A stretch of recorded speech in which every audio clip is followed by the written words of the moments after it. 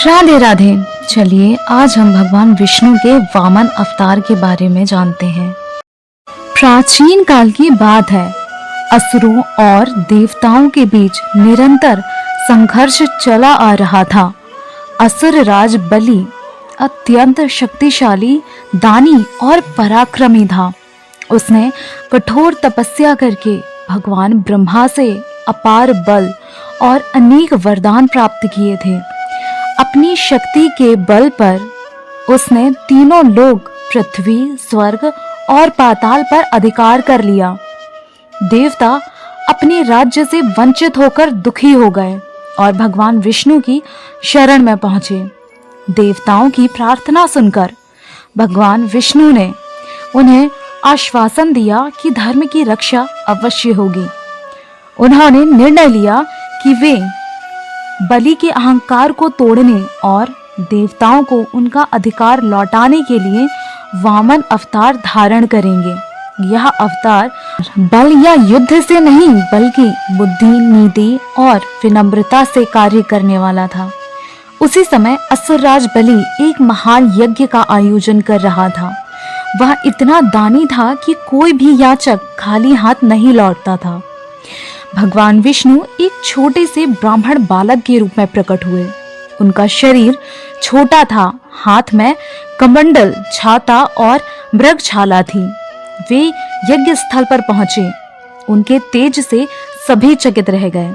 बलि ने उस ब्राह्मण बालक का आदर पूर्वक स्वागत किया और कहा, वत्स, जो भी चाहो मांग लो, सोना, हाथी, भूमि या राज्य, मैं मना नहीं करूंगा। वामन ने विनम्र स्वर में उत्तर दिया, राजन, मुझे अधिक कुछ नहीं चाहिए, केवल 3 पग भूमि दे दीजिए। बलि के गुरु शुक्राचार्य समझ गए कि यह कोई साधारण बालक नहीं है।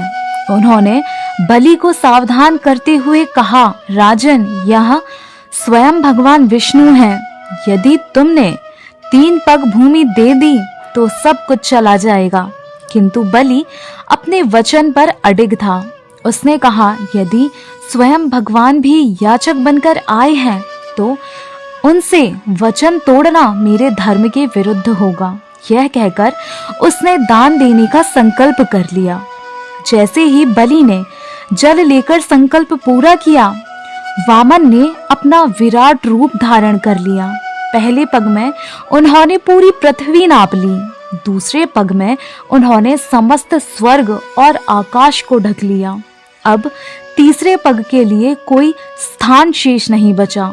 भगवान वामन ने बलि से पूछा, राजन, अब तीसरा पग कहाँ रखूं? बलि ने हाथ जोड़कर कहा, प्रभु, अब मेरे पास देने को कुछ नहीं बचा। कृपया अपना तीसरा पग मेरे सर पर रखिए। इतना कहकर वह भगवान के सामने नतमस्तक हो गया। भगवान वामन ने तीसरा पग बलि के सर पर रखा और उसे पाताल लोक भेज दिया। किंतु बलि की भक्ति, दानशीलता और सत्य निष्ठा से भगवान अत्यंत प्रसन्न हुए। उन्होंने बलि को वरदान दिया कि वह पाताल लोक का राजा बनकर रहेगा और वर्ष में एक बार पृथ्वी पर अपने प्रजाजनों से मिलने आएगा। कहा जाता है कि इस स्मृति में ओणम पर्व मनाया जाता है। भगवान विष्णु ने देवताओं को उनका स्वर्ग लोक वापस दिलाया और धर्म की स्थापना की। वामन अवतार यह सिखाता है कि अहंकार चाहे कितना भी बड़ा क्यों ना हो, वह विनम्रता और धर्म के सामने टिक नहीं सकता।